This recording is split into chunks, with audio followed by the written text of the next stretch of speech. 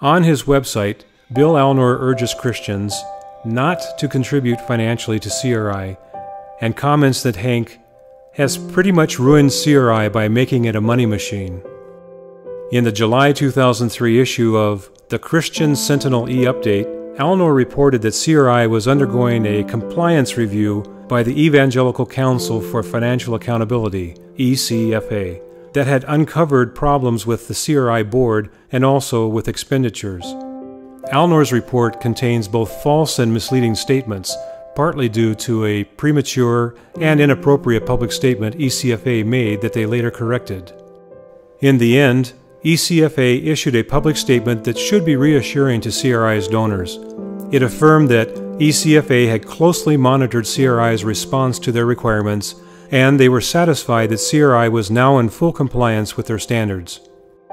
They also clarified that the deficiencies in compliance with ECFA standards found at CRI were not willful on the part of the ministry, nor was the ministry's accomplishment of mission objectives consistent with donor expectations negatively impacted.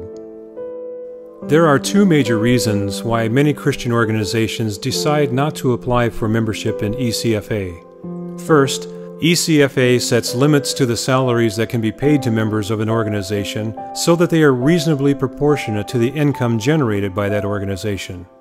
Second, ECFA prohibits principals of the organization from receiving the profits of any books or other materials they have written that are sold by the organization for promotional purposes.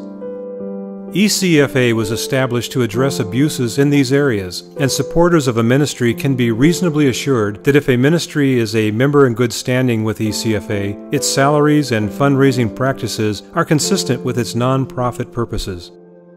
The truth is that CRI not only meets, but exceeds ECFA standards, because wherever CRI sells a book by Hank or any other CRI author, all of the profits go back to the ministry, regardless of whether the book was used for promotional purposes. One would think Alnor must be the standard bearer of financial integrity in light of the way he so self-righteously goes after other Christians. He neglects to mention that ECHO, Christian Sentinel, is not and never has been a member of ECFA, even though they do sell their products online on their Christian Sentinel store page. Furthermore, he has given no indication whatsoever that he operates by ECFA or any other financial ethics standards. Considering that he has on many occasions concluded that Hank and CRI are guilty of misdeeds on the basis of mere hearsay, Alnor cannot survive scrutiny by his own standard.